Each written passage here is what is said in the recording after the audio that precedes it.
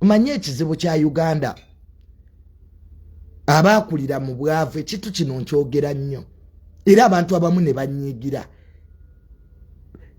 Really, poverty is the problem. Kwanga wova mu bwavu nofuna ku sente waliwo ekyo ekikwata ku bwongo bakiyita imperialism. Noloza you are the first, you are the last, you are not the first. Osigera so mainstream media tejja kuvaawo. Era abamumbala bamuga mbuzo zi TV zi NBS kati bano ba TikTok abatasoma. You can't even write your name.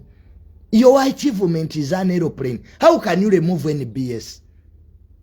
Journalism is a profession.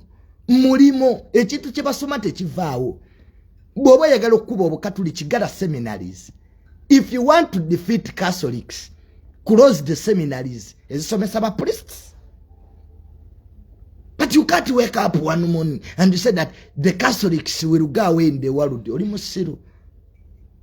Ebintu bino mbitegeere. Omulimo teguvaawo. Anything that's learned at the university cannot be erased. It is just reformed. Tubana fa bakatutira reformed Catholic Church. Jogende ekiwa mirembe bazinanga abalokole. It's reformed. But the core of Catholicism are seminaries. Chizu President 7 yatuongere sente. Agwanga lino likyetaaga okusomesa. Abasiru Beyongedde. Ekisumbuwa Uganda abasiru bangi. I don't know whether it's a breed. Kunwesa abaana matagambuzi.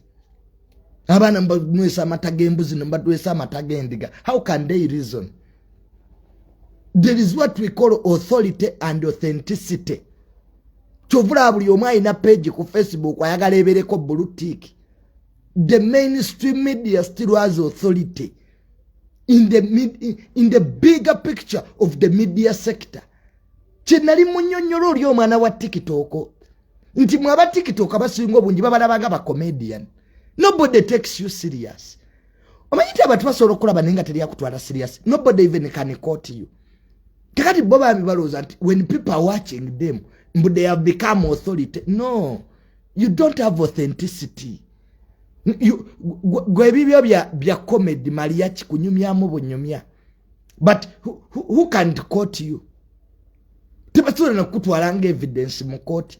Mbu TikTok yali wali yayogera kino. It's just our country and unemployment. You see, unemployment yerese bizibu.